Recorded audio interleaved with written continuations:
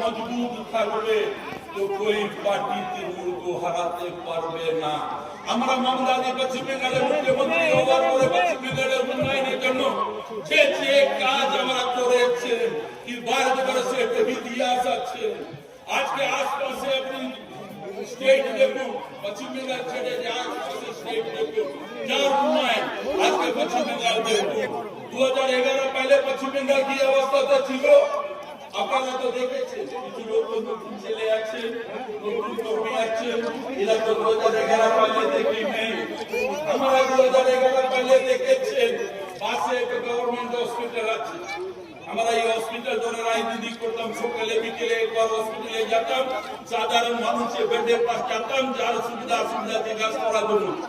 হসপিটালে যেতে নাক ধরে যেতে হতাম, হসপিটালের ভিতরে নাক ধরে যেতে হতাম, কেন হসপিটালের মধ্যে ঢুকতে পারছিল না, কত জানতো উঠতাম হসপিটালে। হসপিটালে যে রোড আছে না আপনাকে, এই গোড়াই রোড, এই গোড়াই রোড দিকে আপনি মোটর সাইকেল কারে পাইতেলে আপনি চলতে পারছিল না, কেন একটা স্মেল আসতো হসপিটাল রুম থেকে। আজকে দিন